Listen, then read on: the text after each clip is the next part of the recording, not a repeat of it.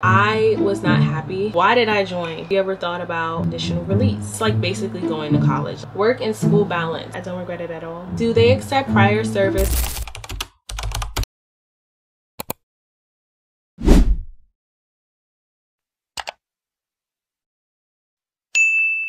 Alright, y'all got me. If you were coming from TikTok, I'm dropping the gem on how to transfer from Army to Air Force, or transfer in general from one branch to another. Excuse the fan in the background. I am burning up in here, so we're gonna keep that fan on. So I have a list of questions that people was asking me from TikTok. I tried to make this video on TikTok, however it was way over the 10 minutes. I felt like I was dropping too many gems, but it's alright. I'm here to help y'all. So I'm gonna answer the questions that people asked me, and then I'm gonna go into detail on how I managed to transfer from one branch to another. And yes, it is possible. Don't let your leadership lie to you. It's possible. So the first question I have is, why did I join? So I joined because I was in college at the time and my mom was supporting it, and I just wanted to help her get college benefits. So I made the spontaneous decision. I was like, hey, I'm gonna join. And I have family members that was prior service. I have family members who are veterans. So I didn't just not have any guidance. I kind of asked their opinions on it and everything, and I made my decision from there. Why did I transfer? All right, how can I phrase this? So I served in the Army for 5 years, and I transferred because I've always wanted to be in the Air Force. When I first went to the recruitment station, I went to the Air Force side first. However, they were closed at the time and Army was open, so I wanted to be shipped off ASAP. I'm a type of person, I want to get it done, so I did that. The Air Force did not call me back until I was in the airport boarding for basic training. They did me dirty, but it's okay. All right, so I switched because the unit I was in, and this is not for every unit, but this is my experience. Mind you, everything I'm saying here is my experience or how I did things. I was not happy with the unit I was in. It was good vibes with my peers, my battle buddies. However, in terms of organization and leadership, I'm the type of person, I like to know what time I have to be somewhere, what time I'm getting out, what are the specific things I'm going to be doing in that day. I like to be prepared, and my unit was not like that. 9 times out of 10 we was sitting around doing nothing. We didn't get told when we would be released until like maybe 25-30 minutes before. I just was not happy. I wasn't happy there. I was not happy that I signed to serve. I was not happy in my unit. Let me get that straight, because I know people were like, if you wasn't happy, why did you sign up to be? No, it was a particular unit I was in. So the process of me switching, one of my sergeants saw that I was unhappy, and he was like, have you ever thought about process called conditional release? And I was like, no, I've never heard of that ever. So he told me to look it up, and guess what I did? I went home and looked it up. I'm talking about in it. I was on the computer like click, click, click, click, click. I was doing all the research I needed, because once I found out it was a way out, I was taking it. All right, so the next question is, do I keep my rank and my pay? Absolutely. You think I will be sitting here starting from E1 again just to be in the Air Force? Absolutely not. I would have rather my contract run out and then rejoin. But yes, you do keep your rank, you do keep your pay, you do keep your time in. That was the most important thing for me. I didn't want to start from the beginning, so once they told me everything transferred over, your girl was happy. All right, so another thing is repeating basic training. Yes, no, I'm just kidding. You don't have to repeat basic training. That was another question I have from my recruiter. You do not repeat basic training. You do go to AIT. However, it's because of the job that you pick. Army and Air Force jobs differ, so you obviously have to go to training to learn how to do your job in the Air Force. So you'll have to go to tech school, that's what they call it, and you'll have to go to AIT to train, but you do not have to repeat basic training. And you're not going to be treated like you just came out of basic training when you go to AIT. You'll be, it's like basically going to college. You go to your class and then you'll be released. So is the Air Force technology different?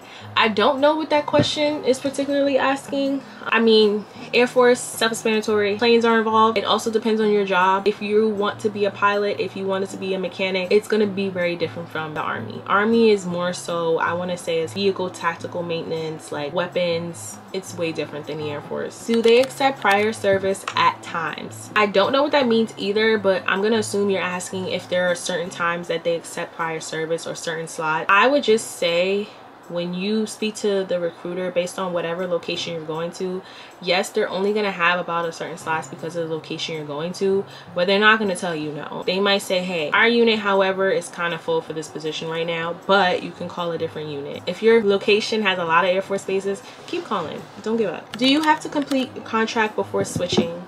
No, I did not complete my contract before switching. I did about 5 years in the Army and then I switched over. Your time does transfer over, and then like depending on what job you chose, you'll have to like re-sign a new contract, but it's only like 3 years. And I would imagine if you're choosing to make this decision to switch to do something that you're happy, or to be in a unit or to be in a branch that you're happy in, I assume you're thinking about doing this long term. So signing another 3-year contract wouldn't make a difference.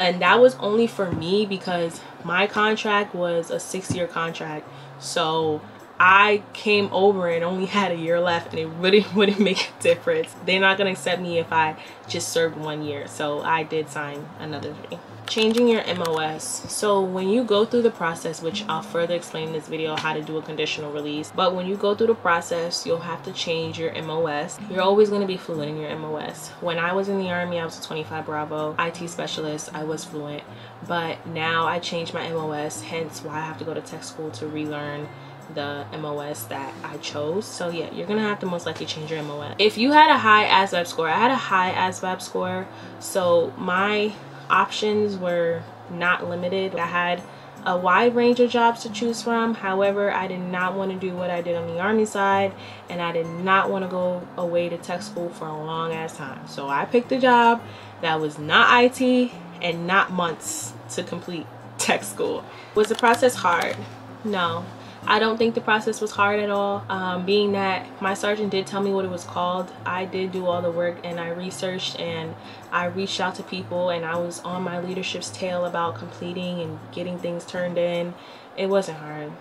It didn't take long, but then again, that depends on your leadership if they want to let you go or not. And I'm gonna leave that there. You connect the dots. Work and school balance. So I'm pretty sure you guys already figured out I am in the Guard, so I do have a civilian side. I do report 2 weekends every month. I can do a separate video on like the difference between the Guard and active duty. I'm not going to get into that right now, but I do think I have a pretty good work and school balance. My unit, they understand that I'm in school and stuff, so if I have to take a test or if I'm studying, they're not gonna put that away. They're really nice about it. Can you change from Navy to Air Force? You can change. I have one person, I think, that's in my unit right now that was a Marine and he switched to Air Force.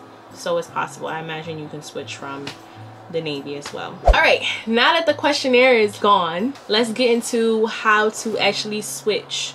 So what I'm about to say is my experience. This is what I did. There are other ways, but this is what I did. It worked for me. It was quick. So pay attention. Get out a notepad, get out a pen. All right, so what the process is called a conditional release. It basically says that you are being released from serving in whatever branch you're currently in. However, you will continue serving in a different branch. We're basically working, we're all serving for the US. So it kind of is not like you're changing countries or whatever. You're still serving, it's just you're serving in a different branch. I got that name, conditional release, from my sergeant. I went home, I looked up what it was. They didn't really have much information on it. Not a lot of people knows that it exists. So the first step I did was I called the recruiter. I called the recruiter in a location where I wanted to be or I knew that I would be in. I suggest you do the same. Call the recruiter in your town, your state, whatever. Call them, and this is exactly what I said. You can write this down, you can use it, I don't care. Hi, I am specialist so and so. I'm calling because I am interested in doing a conditional release. I currently serve for the Army, however, I want to change for Air Force. Can you please give me more information on how this process is done? And he was happy. This is not gonna be the first time they had someone calling for it. My recruiter was literally amazing. He walked me through it. He was very respectable. He was very like patient with me. I had a million questions that I asked him. As you can understand, this was a very important decision. I didn't want to just make a decision like this and not think about it. So all the questions I had, he answered. and I loved it. So I did that, and he was like, sure. I said, hey, before we get this started, one important question: do I keep my rank? Do I keep my pay? Do I keep my time in? Those are the questions I had, and the answer for that was yes, yes, and yes. So I said, all right, let's get this started. So he gave me 2 forms that I had to complete. One was like a medical release, so it was just stating that I give him permission to get access to my medical records, you know, from MEPS or whatever the case may be. And I'm telling you this right now, if you are on profile, get off a profile. You're not gonna let you switch over if you are on a profile. So you get off now, and then if you get back on after you switch over, that's cool. But if you're on a profile, get off of it. That will slow your process down a lot. Just get off of it right now. I had to write a letter to my first sergeant. So I'm gonna tell y'all this right now. When I switched, I did it while my unit was deployed. So all of my peers were deployed. My current leadership was deployed. Everybody was out of there. So the people who was filling in, my first sergeant, my commander that was filling in, they didn't really know, they didn't know who I was as a soldier. But during that time, whatever they needed, I was getting it done. I was gonna make sure they knew my name. Oh, she a good soldier, she doing what she need to do. So that when it was time for me to give them that paper, they was like, yeah, we gonna sign it for you. Because my old leadership, they wouldn't have let me do a conditional release. They was gonna try to keep me there. I already knew how it would go. They would try to keep me there. I was really good at my MOS. So I feared that they wasn't gonna let me go. So I was smart in the way I did that. I gave them the paper. I had to write a paragraph or whatever as to why I wanted to switch, what was the reason. And it was like, if I gave them a valid reason as to why, they would, you know, approve or whatever. So I wrote my paragraph, and I didn't bullshit. The reason why I wanted to switch, I said because of leadership, and it was also because of like travel or whatever, because at the time I was traveling 2 hours for drill or whatever. So my reason was very valid. So he was like, all right, cool.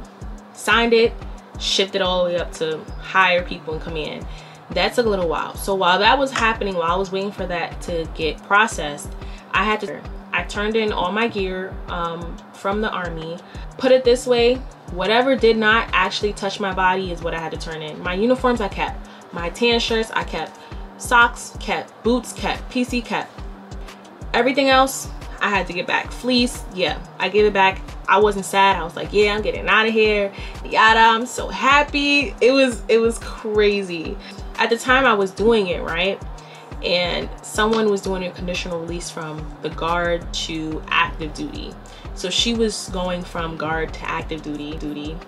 Shout out to you, Bennett. But she was doing that. So we was both like, oh, we getting out of here. We was so excited.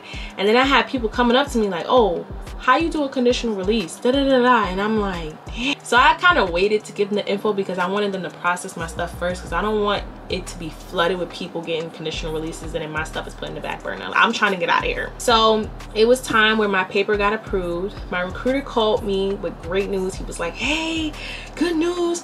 Whenever you can, we'll schedule time for you to come down, get sworn in, At this time, I already chose my job. I was just waiting for the people in the Army to sign to saying that they'll release me. So that happened. I went to the Air Force to my new unit. I met some sergeants there. I met my recruiter finally face to face, and they was like, all right, we're gonna swear you in. I got sworn in by a major. She's literally the best. And it was so funny because I was kind of nervous, but she told me she came from the Army to the Air Force, and I'm like, oh really? And then someone else was like, yeah, I switched from so-and-so to the Air Force. So it felt really warm. It was a warm environment when I first got there.